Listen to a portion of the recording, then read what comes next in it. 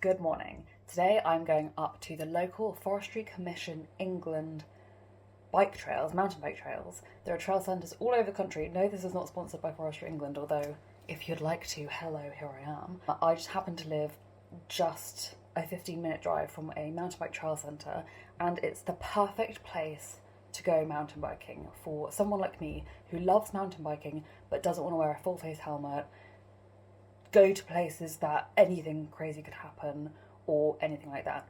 So I love the trail centres, and I'm going to take you around pretty much a full red run. Not, I say pretty much because I don't think my camera is going to last for the whole thing, so I'm going to turn it off and on. But it's so good, it's so much fun, and they've just created a new entrance to the Red Run, which is absolutely amazing, and it's just the best thing ever. So if you've never been mountain biking, or you want to go mountain biking, or you love mountain biking and you want to come here to Holden Forest Park, then keep watching because this is going to be really cool. But to give you a quick heads up about how the trail system works in this country especially, but if you're new to mountain biking trail centres and you've never done one before, you've got green trails, which you'll find lots of kids on. They're normally quite flat, they're very gentle, they're really fun as well, but they are really for families and total beginners, but they're always great. So if you've never been mountain biking, go and do a green. Then you've got the blues. There are two blues at this place, one of which is really fun and one of which is kind of more of a warm-up track for me, but like they're both brilliant for families. And then you've got the red trail, which is what I'm going to do today, and it's so good and so exhilarating and is quite challenging. And then you've got the black trails, which I've never done because I'm not insane. If you like this video and any of my other videos, please subscribe because it makes such a huge difference to how other people can find these videos. Let's jump in.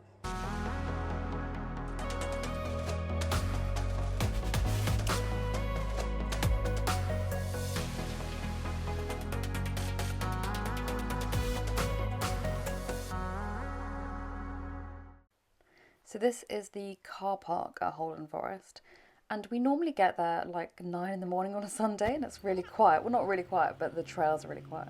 But today it was so busy. So this is the beginning of the Red Trail. It's brand new. Unfortunately, and I'm going to pre-warn you that this is pretty much the whole video, I did not angle my GoPro very well, as you can see. I was wearing like the chest kind of mount, and so there's a lot of trail involved in this video. Anyway, this is the new section. It's quite bermy. There are like these little, not jumps, but like little table bits. And it's gravel. The rest of the trail is not like that. Like this new section is unusual, but it's so good that you can come off and do it again and again and again.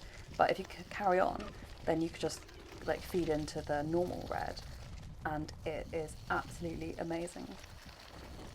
So this is after the new red. This is the quote-unquote like usual red now that you're getting put onto, and I have obviously sped up this video. This is on 2 times as fast, so it's double the speed that I actually rode this. The whole bike ride took me an hour, and I'm not actually sure how far it is. I feel like it's about 15 kilometers in total. That bit there, that section there, I get off and push my bike over it because I can never quite make it up. But yeah, this trail, this is really indicative of the whole red, really. So you can see it's quite gentle, the gradients of it, but there are loads of routes, there's loads of really rocky bits. But there's never anything that's actually unmanageable, because you can always stop. That bit took me a while to get my head around. You can always stop and or just walk bits or push your bike over them, but most of the time there's like a B route, so there's a slightly easier version of the like the technical bit. So to back up a bit, where you saw me going back onto another path, so the red sometimes hits some pedestrian or other fire tracks, and so you cycle along the fire track for a little bit and then you know drop into the next section of the red. And this bit here is my favourite section because it's really leafy. I really wish the camera was angled up more than it is. I'm sorry about that. But this is my favourite bit because it's like loads of ferns and the forest is really wet a lot of the time. So it's so leafy and green and amazing, and it's just so beautiful. If you're new to mountain biking at all, or if you have done a little bit but you've never done this kind of trail and you think it might be above you, I want to say go and do it. Um, for a trail like this particular trail at Holden, you can come off it in numerous places, and then you can either take a road back or you can take a fire track back. But you kind of like, as long as you can do the blues, you can do the red as well. It looks like I'm going quite fast, even if you ignore the fact that this is double time. Um, I am going quite quickly, but that's because I've done this trail 30 times, like at least. I know this trail really, really well, so I can go really fast. Also, today was actually quite a dry day. When I did it a couple of weeks ago, it was unbelievably wet, and it was just a very different experience. But this in particular, I don't know how it is with other trail centres. I'm sure it's probably fairly similar. Is that this, like, as you can see, there's nobody on this trail. My partner is cycling ahead of me, and I didn't get overtaken at all doing this. I almost never do because I almost never see anybody out there at all. Even though the car park was really, really busy, so we almost couldn't find a space today. And there are loads of kids everywhere. There's loads of people with dogs. There's loads of families. There's loads of people who were really dressed up in like full Fox mountain bike gear. I actually saw so few people on the trail. I saw I saw five people on the trail, a group of two and a group of three, and that was it. So they had set off before us, and we had gradually caught them up, and then we overtook them. And that's literally all I saw. And that's not to say that it will be the same at your local trail centre, or it's okay to ride these things, even if you're a bit unsure, because there's hardly anyone out there. That may or may not be the case. But I'm just saying that they're not as busy as you might think they are, because a lot of people who are serious about mountain biking, they're not on these trails. They're on the blacks, or they're on like hand built trails. So they're actually not on these kind of like curated coloured trails a lot of the time. This bit here I hate. It's as narrow as it looks on camera. Oh my god, I clip my handlebars against that wooden fence sometimes, and it's just such a grind. It's awful. I don't know why they can't improve it. It's just everybody hates it. Okay, so this is actually really interesting.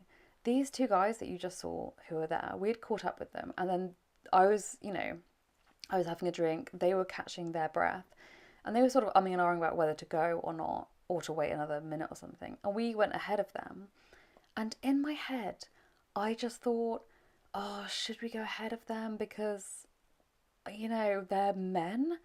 So I just assume that they're going to be faster than me and that I don't really belong on this trail, and that it's going to be frustrating for them to come up behind me when, perhaps I should have waited and let them through. And it's really hard to know whether you should be, letting other people ahead of you if they're stopped and they're waiting. Obviously, if they're cycling up behind you, they've caught up with you. So yes, you should absolutely stop and let them go past, which is completely normal, and that's what everybody does. So don't worry about doing that.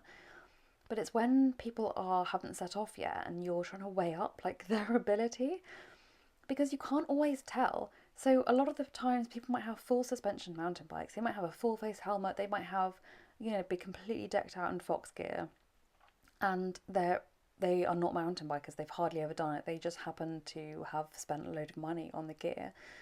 And sometimes I end up catching up with those kinds of people and overtaking them. But other times those kinds of people are going really fast, or they're on electric mountain bikes, which happens a lot, and they're obviously going to go significantly faster than you are. But those two, it was really interesting because I couldn't really tell, but one of them was like, oh, just let me get my breath back. And I just had the impression that, he was probably finding it quite difficult. And I'm not finding it very difficult. I've kind of reached a limit on my speed on this trail, to be honest, because my partner goes faster than I do, but I'm quite comfortable at this speed. I go pretty quickly. Some of the stony ledges still catch me out, so I don't really want to go any faster because I want to, see them coming.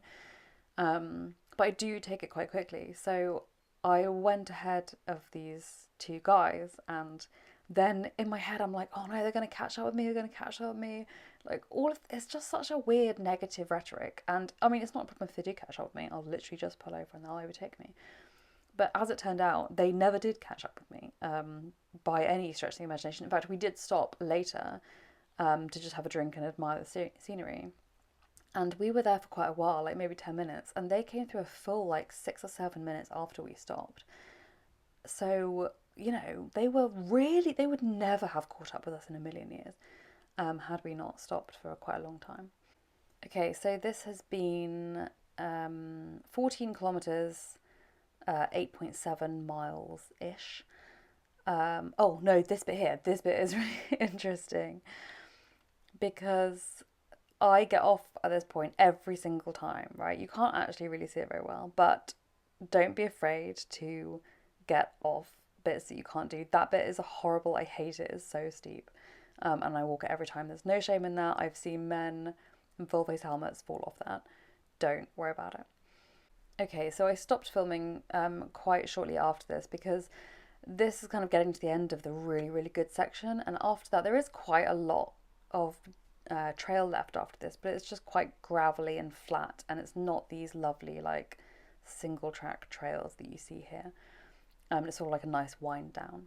But this is Holden Forest, really. It's so good. So many like trail centres in the UK are like this.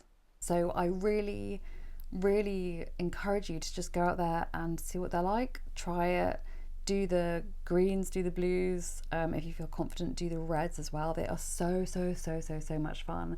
And just, if you ever get in your head about this kind of stuff, try and do it anyway, and just tell yourself a slightly different narrative, because when we fill our minds with this kind of negativity, like I don't belong here, I can't do this, all that kind of stuff, it isn't true and it doesn't help. So yeah, I hope you enjoyed coming with me to see what Holden Forest Park is like. It's really cool. Loads of other trail centres out there which are really awesome. Another favourite of mine is Afan in South Wales. That is amazing. Unfortunately, it's quite a long drive, but maybe it's not for you. Anyway, thanks so much for coming along with this, and I will see you in the next one.